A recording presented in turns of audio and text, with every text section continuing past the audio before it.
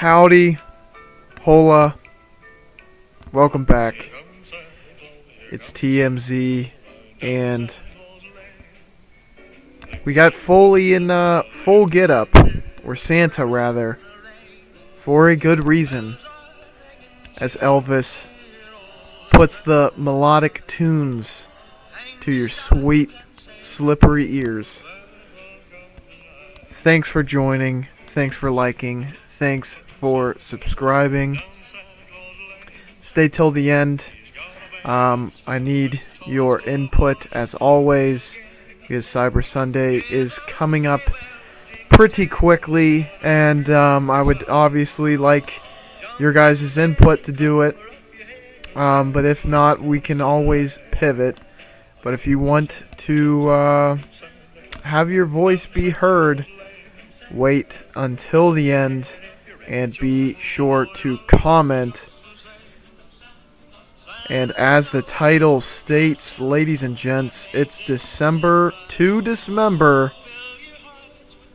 We're getting the stocking filled, and then we're using it to beat each other over the head, as all good Christmas parties should go.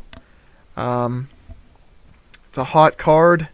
I'm ready to jump right into this one, and I hope you are as well. Match 1, let's see it. Steiners versus Power and Pain. Two young, up-and-coming tags, no doubt about that.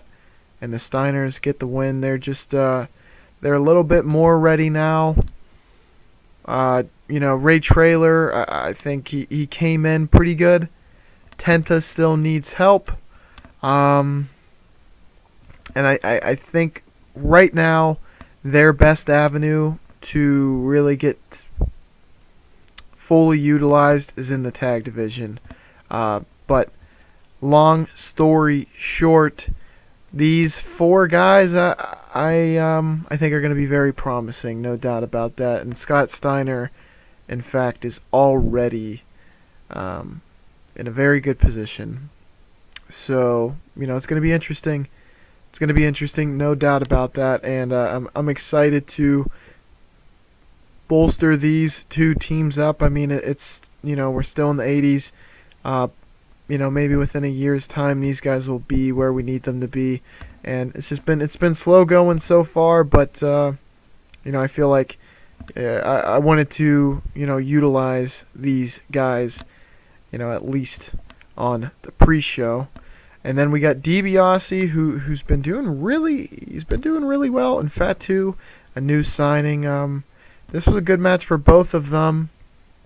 A good way to kind of to figure out where Fatu is, kind of in the pecking order, what his in-ring performance is. Statistically, his attributes are really good. He could definitely blossom into a primetime player, no doubt about that. And DiBiase, as always, is money. No pun intended there. So, big win for him.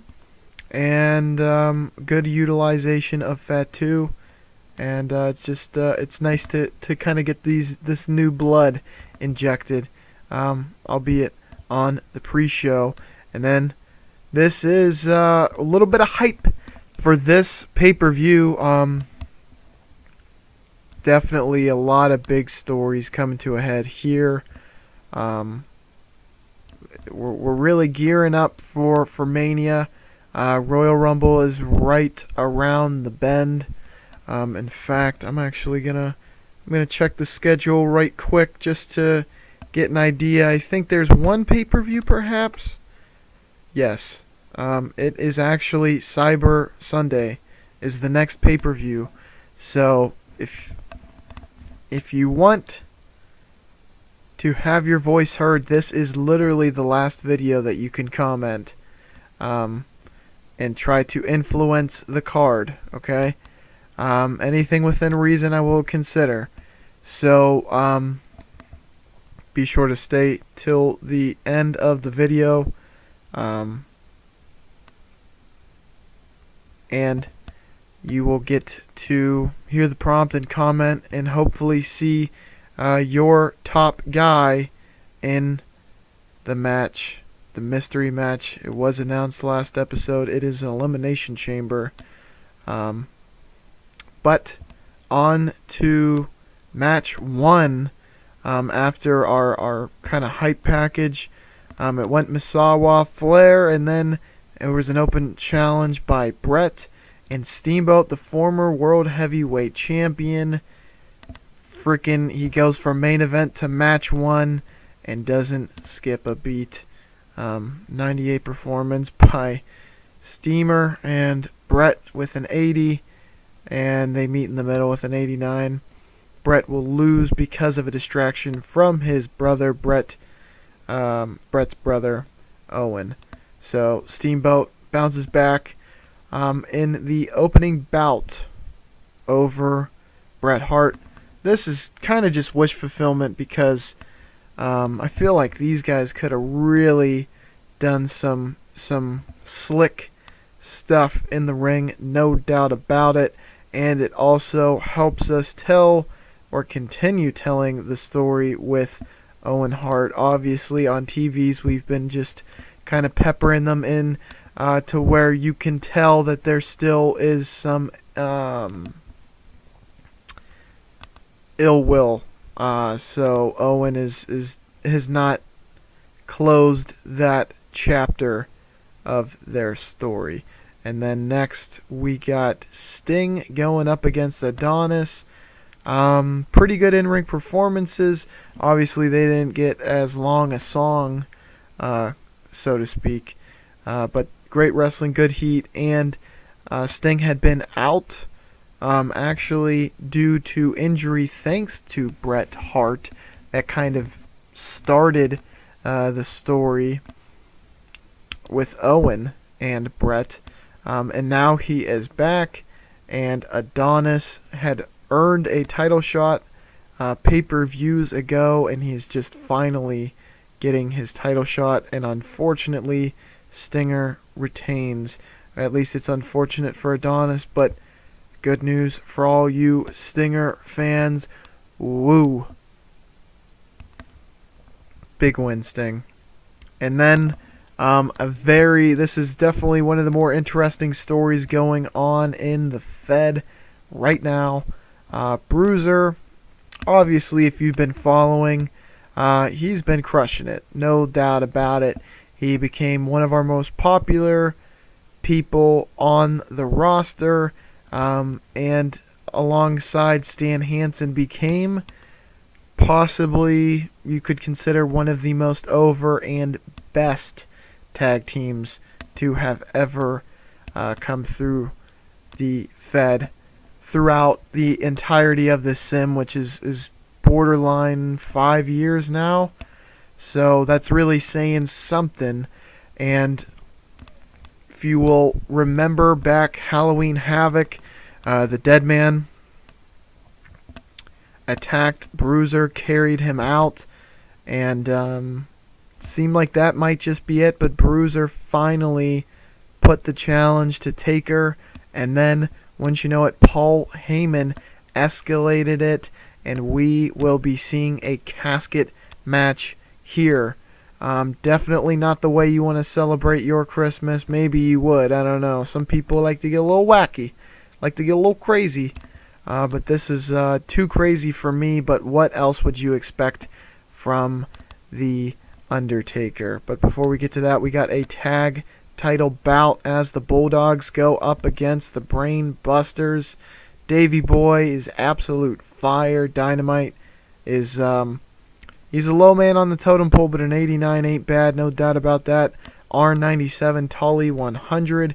Sensational Wrestling, good heat. Bulldogs get the victory, and this is defense number one, but they win this one because of disqualification. One, the Road Warriors ran in and attacked the Bulldogs, so this one is just getting started, ladies and gentlemen. The main players that we've been seeing up at the tippy top are still active. It's like the new. It's a new song, same dance, or or same song, new dance, or maybe I just repeated myself.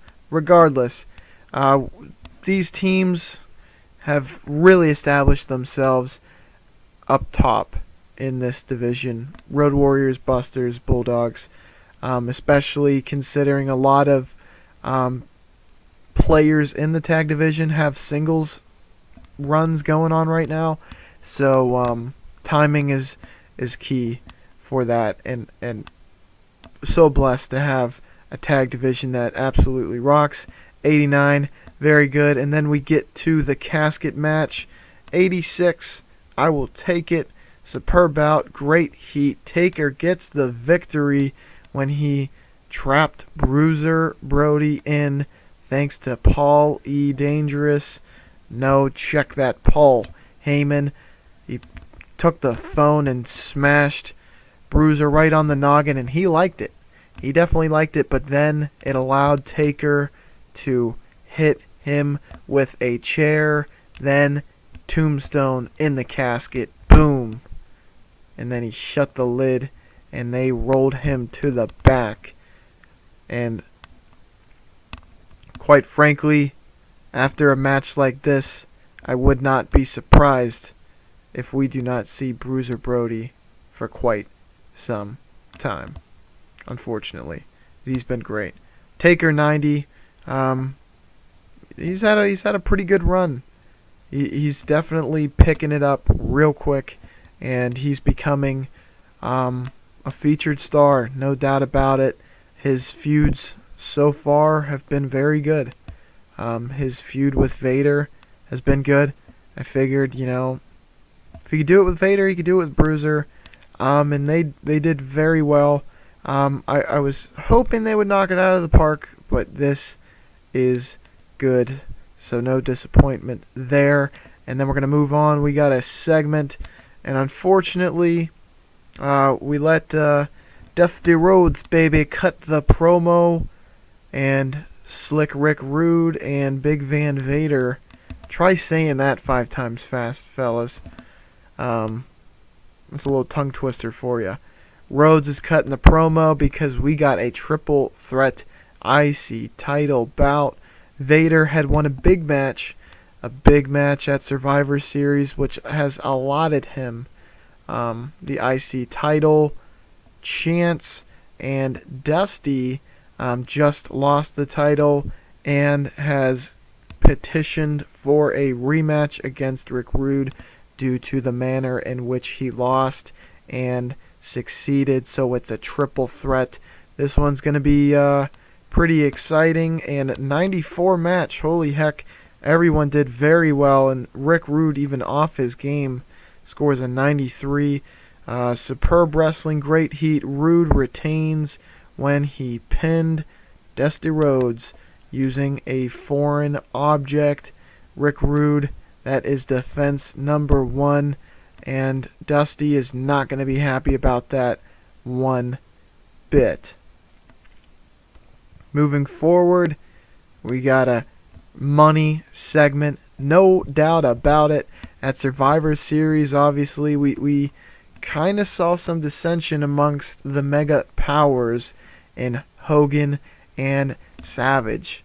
And maybe from an outside perspective, it could seem as though they might have been too focused on the title and not as focused on getting revenge. Or maybe they were just too fixated on either or, because they took their eye off the ball, and luckily Misawa was able to win, which we will get to later, and is why he is in the main event. However, Hogan and Savage nearly dropped the ball because they basically got each other eliminated, or at least Hogan got Savage eliminated from what they have been saying on TV and the build to this. They've been bickering, they've been arguing, and have said that they want another shot at number 1 contendership. But word came down from the top that this would have to be a fatal four-way because Windham and Jake have just as much stake for number one contendership as they do. And so a fatal four-way match is set. And we're just going to bust right through that. 92, very, very good. I'm excited about that. Jake Lowman on the totem pole, Savage 95, Windham 92, Hogan 97. These are some money players right here, and honestly, Jake hasn't been in the limelight, so that rating is to be expected somewhat, but regardless, superb wrestling, great heat. The Snake gets a victory by causing Windham to submit because Henning got involved once again. We've seen dissension between the Four Horsemen, in fact, in which Henning attacked Windham after their Survivor Series lost. It seemed as though they were able to work it out on television. However, perhaps that is not entirely the case because he's costing Windham a match, and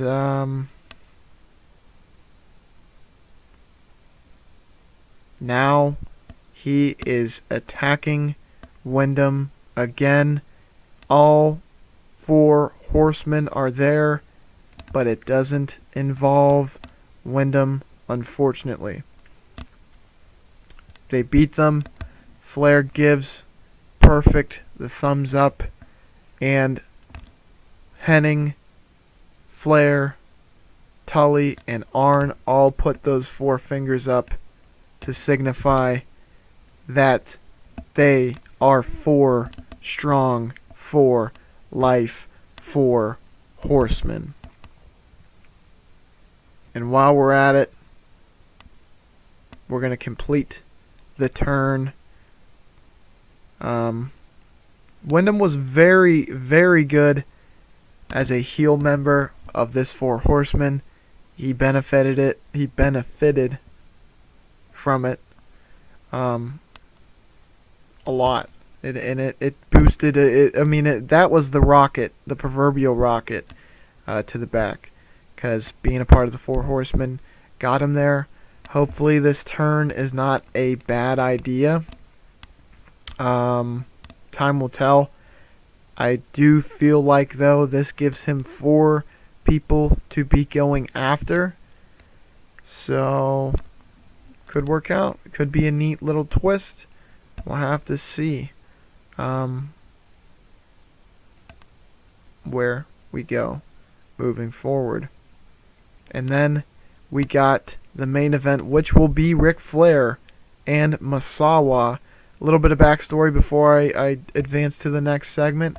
Misawa was a part of the Mega Powers team who defeated the Four Horsemen at Survivor Series, and the stipulation was sole survivors would get a title shot, and Misawa stood alone in the end, and thus he has his title shot tonight, and they put on a legitimate 5-star bout to be expected. These two guys are 5-star match machines. I mean, this is crazy. Flair is definitely at the absolute top of his game, and Misawa really solidified himself as a main eventer, as if that was even up for debate. This show might finally break that 100 barrier, the perfect show, the 5-star pay-per-view. But just to kind of elaborate on, I mean, Misawa, first of all, if you do have the time, the matches that you can find of Misawa's, even just on YouTube, are tremendous. And then if you have the network as well, Flair, watch watch Flair Steamboat, their 3 matches in '89, and then Flair Funk. If these two were to have met at this time, I truly do believe it would be a 5-star bout. So, wish fulfillment, it just made sense in my mind. But the big story coming out of that is that Jake the Snake distracted Misawa, and we know that he is going to be facing, or he's going to have a title shot, rather. So, we have to be wondering what the heck is going on. Well, the Snake is now heel. He has been on a journey, and we're about to see him really try to reach his destination. But we're going to get into that further on the next episode of this TEW series. And before we go, let's check out the pay-per-view 98. Look, I absolutely love it, but I feel like I gotta get a 100 sooner or later. Guys, literally, I mean, I feel like I've probably run 1,000 shows lifetime, and that, I feel like that's an accurate guess. Probably 1,000 shows lifetime on 16, okay? No 100s yet. I'm chasing that feeling, man. I'm holding out hope that we can get it done. So stay with me, because we're going to do this together. But before we hit the bricks, so to speak, I got to know, rank them, 6 people, boom. And I will say, Cyber Sunday is completely up for grabs. I have been alluding to an elimination chamber, but if you know, it could change. Anything could change. Story-wise, obviously, I do have an avenue in which I would want to go. However, if you so chose, we could have an elimination chamber #1 contenders match instead. Let me know what you're thinking, but also, and most importantly, give me 6 people, any 6 people that you would like to see in an elimination chambers match. Whether an elimination chambers match will happen, I'm fairly sure. Could happen at the top, on the top of the card, or it could be for #1 contendership moving forward. But in the comments, if you would be so inclined, please comment 6 people. You can rank them if you want. If not, doesn't matter. That you would like to see either in a championship elimination chamber match or #1 contender elimination chamber match. If you would even like to comment what you would want the stipulation to be, whether it be WWF Championship, IC Championship, or #1 contendership, Women's Championship, they have not been getting enough love, no doubt about that. So I wouldn't be mad if that was what you commented. And again, thanks for stopping by. Thanks for viewing. Thanks for liking. Thanks for subscribing. You've been great, and I will catch you on the flippity floop.